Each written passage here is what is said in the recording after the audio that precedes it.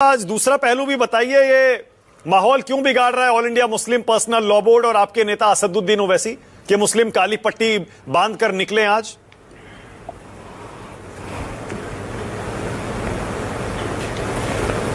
अरे सर, आली जनाब मोहतरम मानक गुप्ता जी, आपको तो पूरे मुसलमान ही खराब दिखते हैं। आपको लगता है देश में पूरे मुसलमान ही सब देश का माहौल बिगाड़ रहे हैं। मानक गुप्ता जी, हाँ, आप क्यों मुसलमानों से इतनी मोहब्बत करते हैं? मोहब्बत करता हूं मैं, हाँ, ये सही बोला कि हर मामले में आपको मुसलमान खराब दिखता है? नहीं, अभी आप साजन सुनील साहब से सवाल पूछ रहे थे। हाँ। रोहन गुप्ता जी बैठे हैं, बीजेपी के अलम बरदार हैं। मैं एक छोटा सा सवाल पूछ रहा हूं। हमारे देश में महाराणा प्रताप हिंदू हृदय सम्राट हैं कि नहीं? हिंदू हृदय सम्राट बताइए। छत्रपति शिवाजी महाराज हिंदू हृदय सम्राट, पूरे देश के हिंदुओं के सम्राट, पूरे देश के हिंदुओं के सम्राट महाराणा प्रताप। और हिंदू हृदय सम्राट के ऊपर जिसने तलवार उठाई, जिसने हमला किया, जिसने उनको हराया, फिर वो गद्दार हुआ। तो अगर हिंदू हृदय सम्राट को तलवार उठाकर भगाने वाला आपके सरकार में उसके वंशजों को मुख्यमंत्री बनाएंगे आप। अब मैं भारत सरकार से और राजस्थान सरकार से मांग करता हूं, जेपी नड्डा साहब से, कि मान सिंह और जय सिंह के वंशजों को हटाइए और महाराणा प्रताप और महाराणा सांगा के वंशजों को आप सीएम बनाइए। राजस्थान का बनाएंगे आप? अब आप पहले यह तय कर लीजिए कि गद्दार कौन और वफादार कौन, पहले यहां यह बात तय हो जाए कि देश का गद्दार कौन है, देश का वफादार कौन है। जिसने मुगलों का साथ दिया वो सब गद्दार, जिन्होंने अंग्रेजों का साथ दिया वो सब गद्दार, और जिन्होंने मुगलों का विरोध किया वो वफादार, जिन्होंने अंग्रेजों का विरोध किया वो वफादार। मैं यहां मांग कर रहा हूं, महाराणा प्रताप के वंशजों को सीएम राजस्थान बनाइए। महाराणा प्रताप, पृथ्वीराज चौहान, महाराणा सांगा के वंशजों को डिप्टी पीएम बनाइए भारत सरकार में। बनाएंगे? रोहन गुप्ता जी से जरा पूछिए, महाराणा प्रताप के वंशजों के साथ हैं या मानसिंह के वंशजों के साथ है? पहले तो ये बता दीजिए। मतलब आप आसिम वकार ये कहना चाह रहे हैं कि हिंदू मुसलमान का मसला नहीं है? आप यही कहना चाह रहे हैं ना, हिंदू मुस्लिम का मसला नहीं है ये? आप बना दीजिए। मैं तो महाराणा प्रताप को कह रहा हूं अमर रहें। महाराणा प्रताप जिंदाबाद, पृथ्वीराज चौहान जिंदाबाद, राणा सांगा जिंदाबाद, और राणा सांगा के दुश्मन महाराणा प्रताप के ऊपर तलवार उठाने वाले मुर्दाबाद, शिवाजी महाराज को गिरफ्तार करके औरंगजेब की जेल में लाने वाले मुर्दाबाद।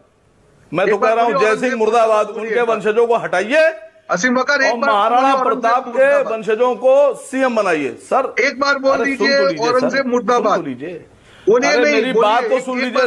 औरंगजेब मुर्दाबाद, अरे बोलिए ना, आपने इतना तो बोल दिया। सारे हिंदू औरंगजेब मुर्दाबाद बोलिए। एक बार बोलिए, एक बार बोलिए औरंगजेब मुर्दाबाद। एक बार मेरी बात तो सुन बोलिए। अरे अरे आगे नहीं, आगे पीछे नहीं, औरंगजेब मुर्दाबाद बोलिए। डर क्यों रहे हैं? अरे पहले औरंगजेब मुर्दाबाद बोलिए। डर क्यों रहे हैं? आपको लाइसेंस आप दिया है? डर क्यों रहे हैं? आप बोलिए। मान सिंह को मुर्दाबाद कहते हुए क्या हुआ? कभी सवार हो गई? औरंगजेब हाथ पैर कांपने लगे मान सिंह के बारे में बोलिए। औरंगजेब मुर्दाबाद एक बार बोल। रोहन गुप्ता जी की थरथराहट शुरू हो गई, हिम्मत है तो पूरी बॉडी में कभी शुरू हो गई। रोहन गुप्ता जी के क्या करें अब? पहले बोलिए औरंगजेब सर, अब आप भाग जाइए, अब आप डिबेट से जाइए, आपका कोई काम नहीं है। वो सब गद्दार है। जो आदमी हिंदू हृदय सम्राट महाराणा प्रताप के विरोधियों के साथ खड़ा है, उसको यहाँ बैठकर सवाल पूछने का कोई अधिकार नहीं है।